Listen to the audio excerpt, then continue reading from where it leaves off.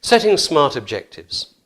Many people have heard of the term smart objectives, but very often they don't know what the term means, nor actually how to apply smart objectives to performance management and getting the best out of the people in their job. So here's a brief explanation of SMART. The S of SMART stands for specific. In other words, we're talking about an objective or a performance measure that relates very much to the person's job, the key responsibilities and the key accountabilities of the job. In other words, it is entirely job-related.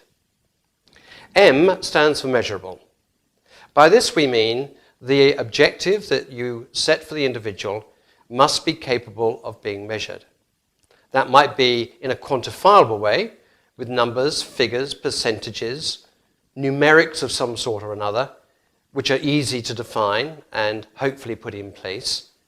Or it may be that the objective has to be written as an observed behaviour, in which case you have to think of someone that does this part of the job really well and describe to the job holder you're talking to what you would like to see and hear them do on a day-to-day basis that would evidence success to you. Finally, you might have to go to third-party feedback or the perceptions of others to measure a person's performance in their job. You're not present the whole time to see them display their behaviours. It may be that the results that they're achieving are being achieved, but with the person upsetting people in the process, and therefore we want to be able to describe the feedback, the perceptions, the truths and opinions of others that would lead us to believe that this person is doing a good job. So, 3 ways to make an objective measurable: through a quantifiable statement, through an observed behaviour, or a description of third-party feedback. The A stands for achievable. In other words, what we want in this objective is for there to be stretch. It needs to require effort, but it must be achievable. It mustn't be set at such a height that the person continuously fails and is therefore demotivated and disenchanted, nor must the objective be set at a level at which it's easily achieved or even surpassed. And so you have to think about achievable objectives being those where you take into account the age, the experience, the training, the motivation of the individual, and whether they are equipped to actually achieve the objective. But there are also external factors, other factors beyond the individual, the resources that they're working with, and how much equipment they have to hand to achieve the result. And those are pieces that need to be given to the person to be able to have them achieve the objective that you set for them. The R of SMART stands for relevant. In other words, the objective needs to be relevant in the light of the ongoing job, the day-to-day job of the person, where they need clear objectives.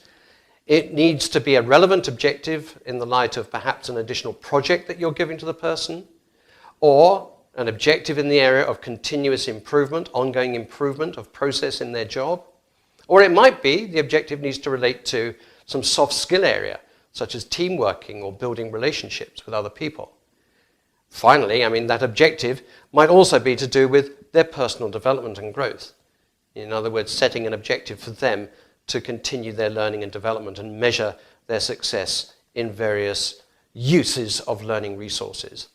And finally, the T is time-bound. In other words, what we're saying is an objective is much more meaningful when it needs to be achieved within a given period of time: a week, a month, a quarter, half year, a year, are typical time frames. And we need to make sure that the person, therefore, is ready to have a review at the end of the time frame concerned to find out whether they are achieving that objective or whether they're having problems or difficulties. And if they are, you can then help them to overcome those problems and difficulties.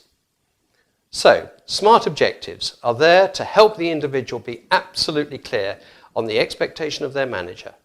They're there to help the manager communicate clearly what's in his or her head about the performance requirements of the person, and as a result, the two can have a quality dialogue and work together in partnership to achieve these concrete, tangible, known objectives.